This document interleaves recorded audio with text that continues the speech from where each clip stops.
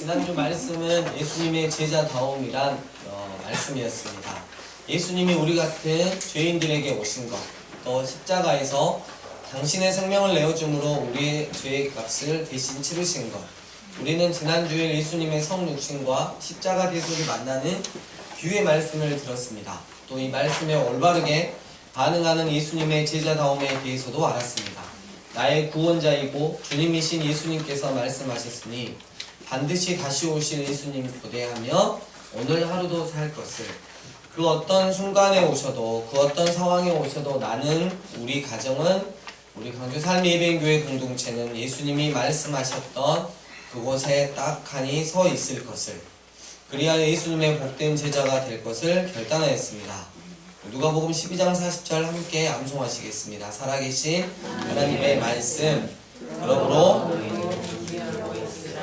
끝나지 않게 인자하오리라. 누가복음 12장 40절 말씀. 아멘. 아멘. 나사로와 부자 비유 이야기는 인생이 불공평하다고 말하는 것 같습니다. 그러나 걱정하지 않으셔도 됩니다. 하나님은 다음 세상, 즉 우리가 영원히 지내게 될 그곳에서 만사를 바로 잡으실 것입니다. 나사로는 여기서 힘든 시간을 보냈습니다. 그리고 그 결과 하늘에서는 좋은 시간을 보낼 것입니다. 부자는 이 땅에서 편한 삶을 살았으나 그 때문에 지옥에서 영원히 지낼 것입니다. 요컨대 그렇다면 이 비유는 여기서 편히 사는 일을 여기서 편히 사는 일을 이렇게 사는 자는 그렇게 살아가는 자는 곧 지옥이고, 여기서 집이 없는 이에겐 틀림없이 하늘이 주어지리라고 말하는 꼴이 되는 것입니다. 예수님은 과연 그러한 의도로 이 비유의 말씀을 하셨을까요? 본문을 자세히 살펴봅시다. 예수님은 죽은 자의 부활이 없다고 하는 사두개파에 반대하셨습니다. 사두개인은 정치 세력과 결탁을 했었고, 하나님께 드리는 제사 이 부분에서 자기가 절대적인 권력을 가지고 있었고, 돈 많고 권력이 많은 자가 바로 사두개인이었습니다. 이 사두개인은 부유했으며 이 이야기의 전체 구성은 그들에게 던진 것으로 일단 보여집니다. 실제로 죽음 이후에는 심판이 있으며, 이 심판은 우리가 이 땅에서 살았던 삶의 방식과 관련이 됩니다. 그러나 이 이야기의 주제는 오늘 어쩌면 다른 것일 수도 있겠습니다. 나사로의 비유 이야기에 앞서서 예수님은 하나님과 만몬을 다룬 말씀을 하셨습니다. 이 말씀은 나사로 비유의 도입부로 이해할 수 있겠습니다. 만몬이라고 하는 건 뭐냐면 재물 혹은 돈이나 삶을 지탱해 주는 것을 뜻하며 아람어입니다. 이 말씀은 나사로 비유와 관련된 만몬에 관해 말합니다. 예수님은 종이 두 주인을 섬길 수 없으니 너희가 하나님과 만몬을 함께 섬기지 못하느니라 라고 말씀하셨습니다. 만몬은 하나님이 사람의 삶에서 갖고 계신 자리를 빼앗으려 합니다. 누구도 두 주인을 섬길 수 없습니다. 예수님은 또 이러한 예리한 질문을 던지셨습니다. 너희가 불의한 만몬에도 신실하지 않으면 누가 너희에게 진리를 맡기겠느냐? 이 말씀은 자기가 낼 세금을 속이는 자는 결코 복음을 이해하지도 살지도 못하리라고 강조합니다. 하나님 앞에서 돈에 신실하지 않는 자들은 하나님이 진리라는 당신의 더 큰 보화를 보여주시리라고 기대할 수는 없는 것입니다. 때문에 우리는 생각할 수 있습니다. 하나님보다 그 누구라도, 그 사람이 목사라도 돈 앞에서, 하나님 앞에서 이 돈에 대해서 신실하지 않으면 결코 복음의 사명을 감당할 수 없다는 것입니다. 돈과 하나님을 다룬 말씀에 이어 돈을 사랑하고 하나님께 그들의 코를 치켜드는, 문자적으로 하나님을 비웃는 바리새인들을 언급한 말이 나옵니다. 그 당시 중동에서 코를 치켜드는 것은 경렬의 몸짓입니다.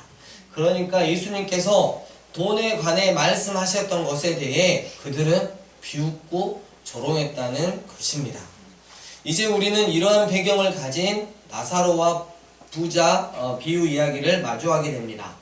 예수님은 마치 나는 이제 너희에게 두 사람, 곧 하나님을 섬긴 사람과, 그것도 이 땅 가운데서 하나님을 섬겼는데 가장 비참한 모습이었지만 여전히 하나님을 섬긴 사람과, 세상에서 그렇게 잘 나고 잘 나갔던 이 맘몬을 섬긴 사람 이야기를 하겠다라고 말씀하시는 것 같습니다. 이 비유는 3부작 중 세 번째입니다. 첫 번째 비유에서는요, 탕자가 아버지의 재산을 탕진합니다. 두 번째 비유에서는 정직하지 않는 청지기가 주인의 재산을 낭비합니다. 세 번째 비유에서는 부자가 자기 재산을 낭비합니다. 이 셋을 바로 이해하면 알겠지만 이들은 모두 구원의 주제를 다룹니다. 첫 번째 장면입니다. 한 부자가 있었는데 자색옷과 고운 베옷을 입고 날마다 호화롭게 잔치를 즐겼다. 첫 장면은 제멋대로 살면서 오직 자기에게만 관심을 쏟는 부자를 짧고도 훌륭하게 묘사합니다. 여기서 시제를 정확히 살펴보면 부자는 날마다 자색옷을 입었습니다. 그에게는 부자니까 다른 옷도 많이 있었을 것입니다. 그러나 자색옷은 엄청나게 비쌌으며 진짜 부자만이 입을 수 있었습니다. 이 사람은 자기가 돈이 있음을 모든 이에게 확실히 알리고 싶었던 것입니다. 그는 날마다 최고급 자가용을 몰고 달리고픈 충동을 이기지 못했습니다. 요컨대 그는 최신 유행에 환장한 사람으로서 모든 이에게 자신이 부자임을 알리고픈 욕구가 내면에 가득했습니다. 아울러 그는 가는 베옷, 히브리어는 부츠를 입었습니다. 신발 아니고요. 히브리어로 부츠라는 가는 베옷. 이 단어는 최고급 속옷을 만드는 데 사용되는 재료로서 이 부자의 속옷이 만들어졌다는 것을 의미합니다. 여기서는 정말 가벼운 유머가 있죠. 이 사람은 비싼 겉옷도 갖고 있었지만 누군가 자신에게 관심을 보일 경우에는 속옷도 품질이 좋은 것을 입었던 것입니다. 이 부자는 자색옷과 비싼 속옷을 입었을 뿐 아니라 날마다 호화로운 잔치를 즐겼습니다. 그는 따라서 안식일도 지키지 않았습니다. 그러니까 본문 읽어보니까 자칭 아브라함을 아버지라 부르면서도 말입니다.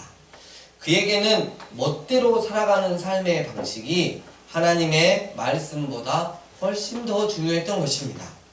그는 자기의 종들에게도 불의, 즉 종들에게 단 하루도 쉬는 날을 주지 않음을 대수롭지 않게 여겼습니다. 그의 종들에게 당연히 안식일에 쉴 수 있는 것을 제공해 주어야 했음에도 불구하고 말입니다. 그렇다면 이 나사로는 처지가 어땠을까요? 두 번째 장면입니다. 그의 대문에는 나사로라는 거지가 눕혀져 있었는데 헌대가 가득하고 부자의 식탁에서 떨어진 것으로 배를 채우려 했다. 그러나 개들이 와서 그의 헌대를 핥았다. 부자의 대문 밖에는 병들고 줄이며 천대받는 거지가 누워 있었습니다.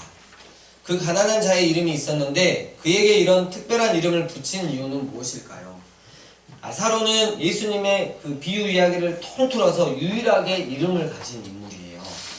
여러 주인공들이 예수님의 비유에 등장하지만 이름이 나와 있는 이는 없습니다. 선한 사마리아인, 바리새인, 아버지, 맏아들, 씨 뿌리는 자 모두 다 익명입니다. 나사로가 유일한 예외예요. 따라서 그의 이름은 중요한 의미를 가질 수밖에 없습니다. 나사로라는 이름은 히브리어로 하나님이 도와주시는 사람이라는 뜻입니다. 나사로는 날마다 부자의 대문 앞에 누워 있었습니다. 나사로는 던져주는 작은 조각들을 얻을 수도 있지만 그래도 늘 배가 고팠습니다. 그는 몹시 아파서 일어설 수가 없었고 결국 너무 가난하여 결국 구걸하게 되었습니다. 그는 정말 이제 하나님이 도우시지 않는 사람으로 보입니다. 나사로는 부자의 대문 밖에 눕혀져 있었습니다. 그는 너무 아파 걷지도 못했습니다. 이런 이유로 동네 사람들이 날마다 그를 그 대문에 데려다 주었고 밤이면 그를 어디든 그가 머무는 곳으로 다시 데려갔습니다. 나사로 주위의 마을 사람들은 최선을 다해 나사로를 존중하고 돌보았습니다.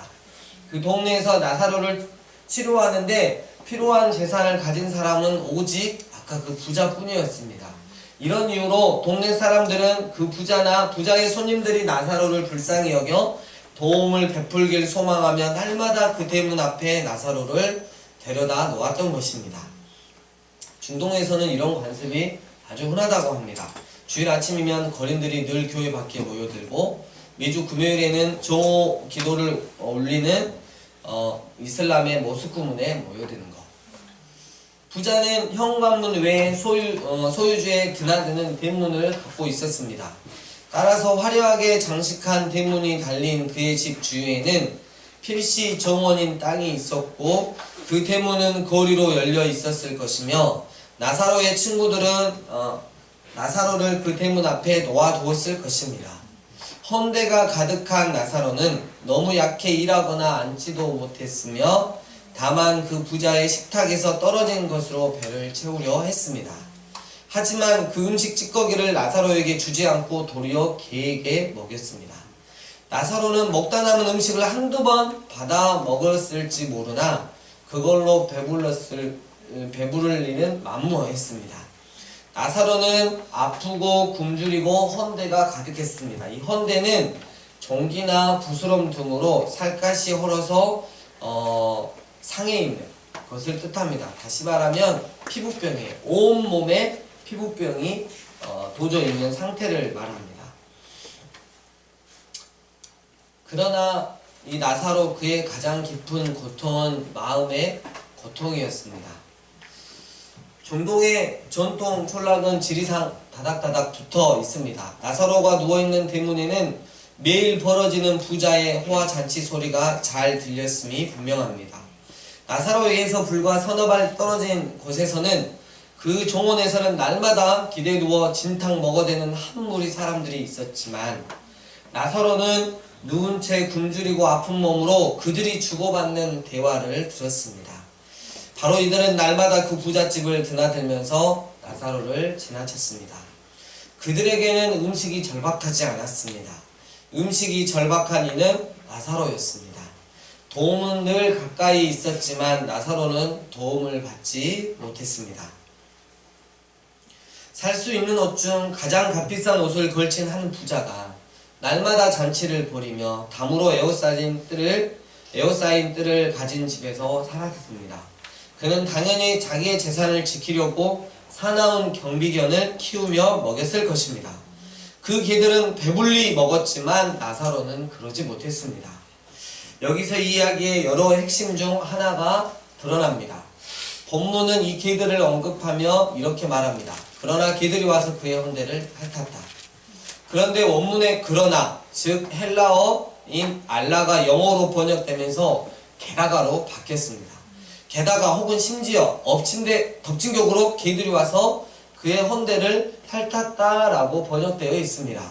그들이 이렇게 해석이 되면 개들이 나사로를 괴롭히는 것 중 하나로 볼 수밖에 없습니다. 그러나 대다수 아랍어 역본들은 1000년이 넘는 세월 동안 헬라어 알라를 대조로 정확하게 번역함으로써 개들이 나사로를 괴롭히는 부자에게 합세하지 않았음을 강조합니다. 이 대조는 헬라어 본문에서 분명하게 나타나며 원문에서 분명하게 나타나며 이 이야기에서 중요합니다. 개들은 나사로의 상처를 핥았습니다. 개들이 사람을 핥은 것은 애정의 표시입니다. 그러나 이보다 더 중요한 사실은 근래 과학자들이 이 침 안에 치료를 촉진하는 내생 펩티드 항생 물질이 들어있음을 밝혀냈다는 것입니다. 개 침에도 이런 항생 물질이 들어있으며 고대인들도 개가 상처를 핥으면 상처 부위가 더 빨리 낫는다는 것을 발견하고 이를 운영했던 자들도 있습니다. 부자는 나사로를 위해 아무 일도 하려 하지 않은 반면에 낯선 일하면 모조리 공격하는 이 사나운 경비견들은 나사로가 친구임을 알아보고 그들이 할 수 있는 일, 즉 헌대를 핥아 주었던 것입니다. 나사로는 날마다 뜨겁고 파리들이 들끓는 동네 길바닥에 누워 있었습니다. 개들은 이런 그를 다 함께 도와주었던 것입니다. 이 아름다운 장면은 나사로라고 하는 사람에 대해서 많은 것을 묘사합니다. 나사로는 자기 처지가 정말 비참해도 친절하고 온유했으며 주위의 동물 세계와 고요히 조화를 이루며 살아갔습니다. 나사로는 고통을 겪으면서도 진짜 그 말도 안 되는 고통을 겪으면서도 하나님을 원망하거나 불평하지 않고 오히려 자기 자신과 자기 내면과 화평을 누리고 심지어 그 사나운 경비견들과도 화목하게 살았던 것입니다. 나사로는 개들도 자신처럼 부당하게 멸시당하고 학대받음을 느꼈던 것일까요? 본문은 우리에게 아무것도 일러주지 않지만 짐작할 만한 것이 많이 있습니다. 수도사역, 성경학자이며 의사인 이브날 타이이브는 이렇게 주석하고 있습니다. 나는 개들이 나사로의 헌대를 핥은 것이 그를 편하게 해주고 그의 고통을 덜어주었음을 이해한다. 이는 말도 못하는 조용한 동물이 그에게 동정을 느끼고서 오히려 인간보다 더 그를 돕고 보살펴 주었음을 우리에게 일깨워준다. 나사로는 벌거벗었으며 개들에게 받은 것만이 그를 위한 유일한 의학적 처치였다. 이는 부자가 나사로에게 눈길 한 번 주지도 않았고 아예 거들떠보지도 않았음을 보여준다. 결국 부자의 상태와 나사로의 상태를 비교해보면 부자는 자색옷과 가는 베옷을 입었지만 나사로는 벌거벗고 헌대가 가득했음을 본다. 부자는 날마다 잔치를 열어 호식했지만 나사로는 빵 조각이라도 얻길 소망했다. 부자는 많은 종이 시중 들며 그의 모든 필요를 채워줬지만 나사로에게 종은 없고 오직 개만이 있었다. 비유는 이렇게 이어갑니다. 세 번째 장면, 그 거지가 죽어 천사들에게 붙들려 아브라함의 품에 들어갔다. 나사로는 너무 가난하여 장례도 치르지 못했으나 천사들이 그를 하늘로 옮겨갔으며 아브라함이 무리를 보내 그를 영접했습니다. 아브라함의 품에 기대 누웠다는 것은 아브라함 오른쪽에 영예로운 자리에 있는 우리 U자 모양의 자석, 횡화식탁에 기대 누웠음을 뜻합니다. 요한은 마지막 만찬 때 예수님 품에 기대 누웠습니다. 아브라함 옆에는 이렇게 나사로가 기대 누울 자리가 마련되어 있었던 것입니다. 부자는 이 땅에서 사는 동안 날마다 화연회를 즐겼습니다. 이런 부자는 나사로를 높이는 이런 잔치 연회에 대해 어떤 반응을 보였을까요? 네 번째 장면입니다.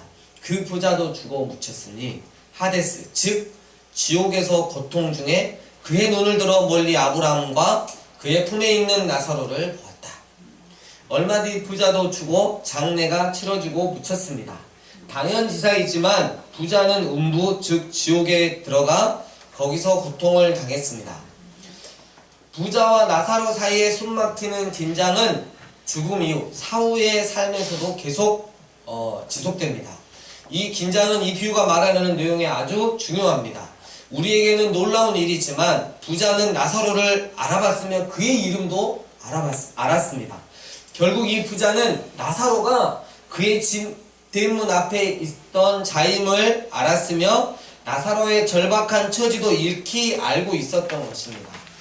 이제 음부, 즉 지옥에 던져진 부자는 아브라함이 받드는 나사로를 보고 이전에는 거지였던 나사로에게 사죄하며 용서를 빌 것이 분명했습니다. 이 비유 후반부와 이 후반부를 구성하는 세 단계 대화는 이제 부자의 요청으로 시작이 됩니다. 다섯 번째 장면입니다. 그러자 그가 외치되 아버지 아브라함이여 내게 국류를 베풀어 나사로를 보내 그 손가락 끝에 물을 찍어다가 내 혀를 식혀주소서. 이는 내가 이 불꽃 속에서 괴롭기 때문입니다. 놀랍게도 부자는 나사로에게 말하지 않습니다. 부자는 대신 아브라함에게 말하는데 그가 말하는 요지는 분명합니다.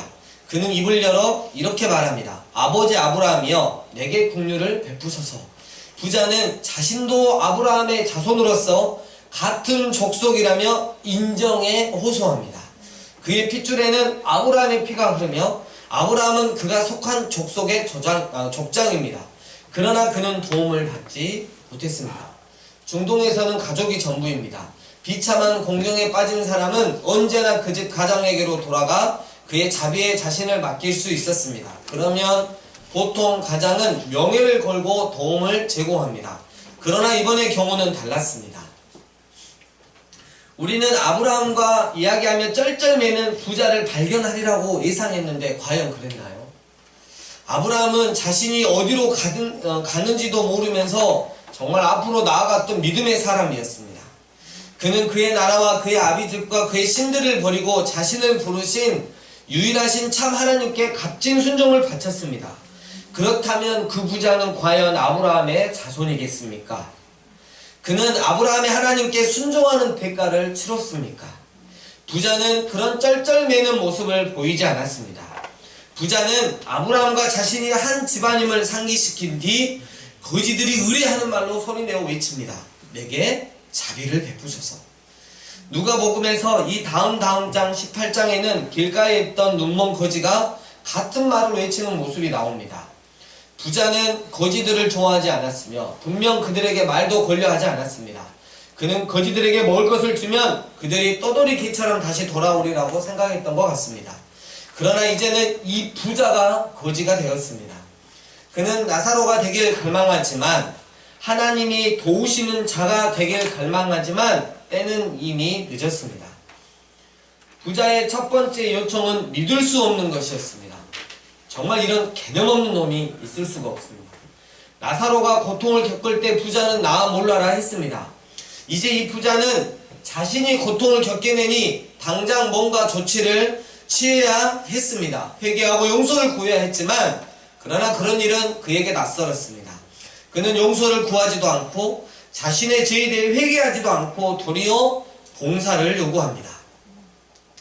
그것도 자신에게 엄청난 재산이 있는데도 도와주길 거절했던 바로 그 사람 나사로에게 말입니다. 정말 열받지 않습니까? 뭐 이런 개념 없는 녀석이 있다는 말입니까? 그렇다면 그 부자의 황당한 요청에 나사로는 어떠한 반응을 보였을까요? 이 나사로의 반응 다음 주일에 계속하겠습니다. 말씀을 정리합니다. 나사로와 부자 비유 이야기 그 첫 번째. 이 세상에서 살아가다 보면 인생 불공평한 것이 참 많은 것 같습니다. 특히 나는 내 가정은 예수님을 잘 믿는 것 같은데 여전히 사는 것이 힘들고 세상에서 돈 있고 힘 있는 자에게 무시당하고 몸도 안 좋고 이 세상은 어쩌다가 그렇게 되었을까요? 하나님이 처음부터 창조해 놓으셨던 것일까요? 결코 아니라는 사실. 다 우리 인간의 탐욕으로 나온 죄 때문에 이 세상이 너무나도 심하게 뒤틀려 부패해 있다는 것.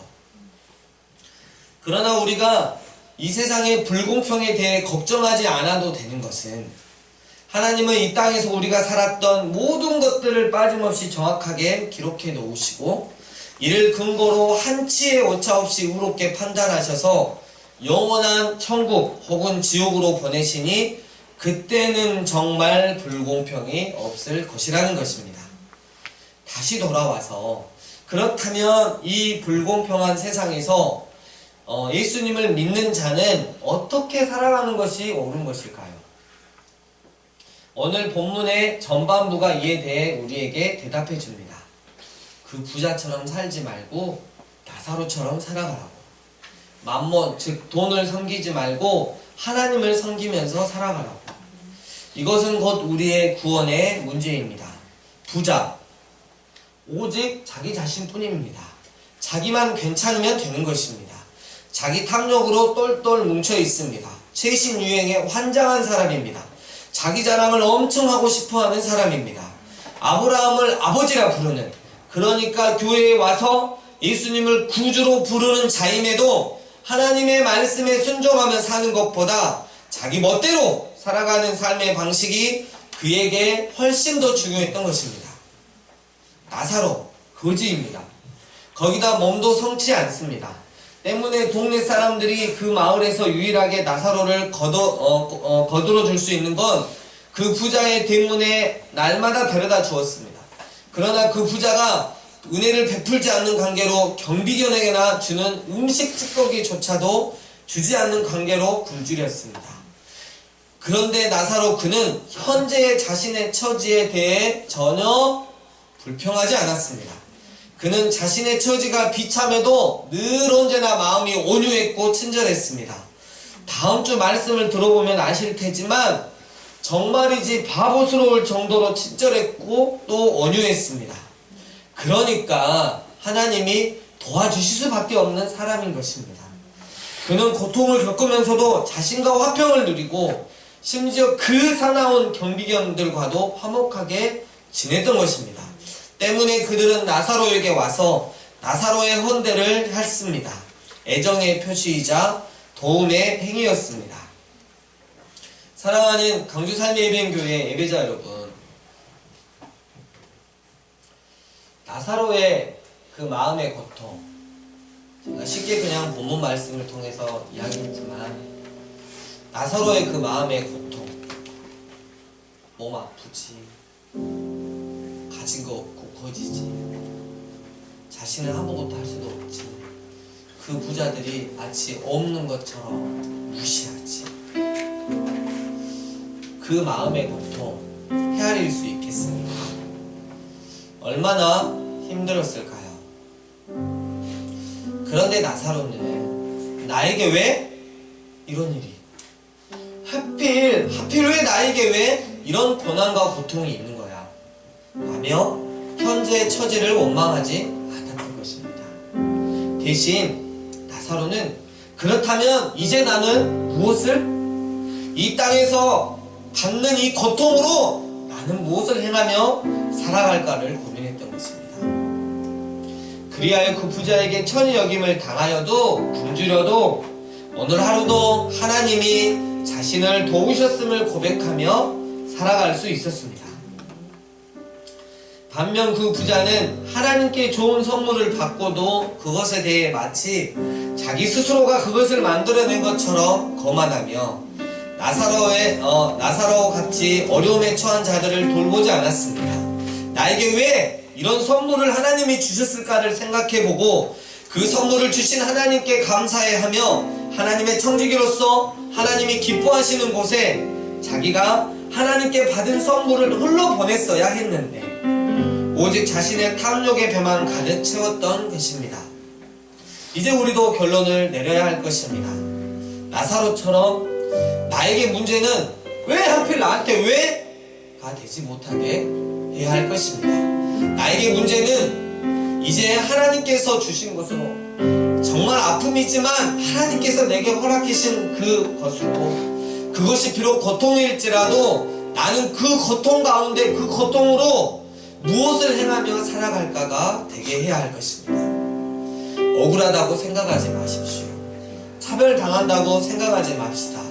스스로 비교하며 비참해질 필요도 없습니다. 왜냐하면 우리는 나사로, 즉 하나님이 도와주시는 자이기 때문입니다. 왜냐하면 우리는 그 하늘, 그 천국, 영원한 천국을 소유한 자이기 때문입니다.